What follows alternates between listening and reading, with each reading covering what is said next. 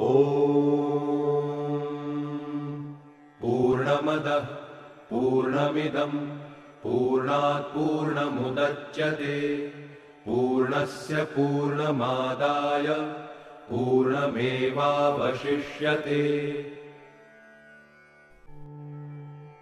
ईशावास्यमिदं सर्वं यत्किञ्च जगत्यां जगत् तेन त्यक्तेन भुञ्जीथाः मा गृधः कस्य स्विद्धनम्। कुर्वन्नेवेह कर्माणि जिजीविषेच्छतं समाः एवं त्वयि नान्यथेतोऽस्ति न कर्म लिप्यते नरे। असूर्यानाम ते लोका अन्धेन तमसावृताः तांस्ते प्रेत्याभिगच्छन्ति ये के चात्महनो जनाः।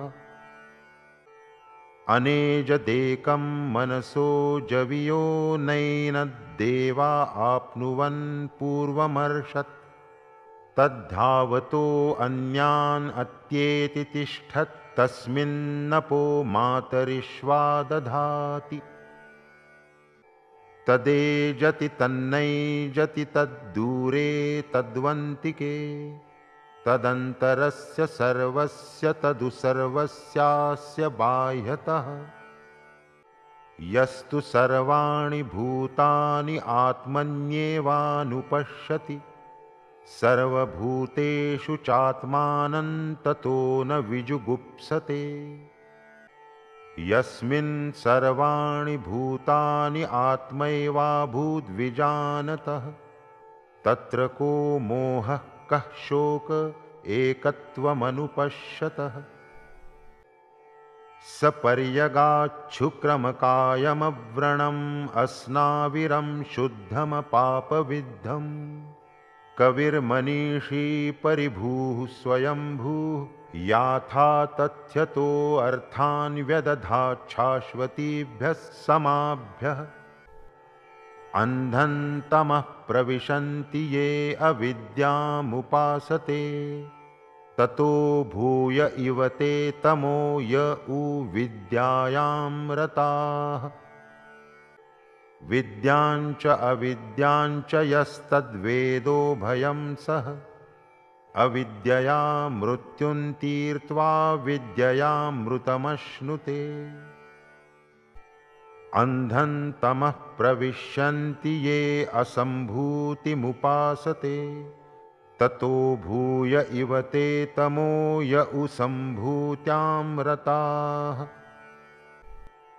अन्यदेवाहुः सम्भवाद् अन्यदाहुरसम्भवात् इति शुश्रुमधीराणां ये नस्तद्विचचक्षिरे। सम्भूतिं च विनाशं च यस्तद्वेदो भयं सः विनाशेन मृत्युं तीर्त्वा सम्भूत्यामृतमश्नुते। हिरण्मयेन पात्रेण सत्यस्यापिहितं मुखम् तत्त्वं पूषन्न पावृणु सत्यधर्माय दृष्टये। पूषन्ने कर्षे यमसूर्यप्राजापत्यव्यूहरश्मीन् समूह तेजो यत्ते रूपं कल्याणतमं तत्ते पश्यामि योऽसावसौ पुरुषः सोऽहमस्मि। वायुरनिलममृतम् अथेदं भस्मान्तं शरीरम् ॐ क्रतो स्मर कृतं स्मर क्रतो स्मर कृतं स्मर। अग्नेनय सुपथाराये अस्मान् विश्वानि देव वयुनानि विद्वान् युयोध्यस्मज्जुहुराणमेनो भूयिष्ठान्ते नम उक्तिं विधेम। ॐ शान्तिः शान्तिः शान्तिः।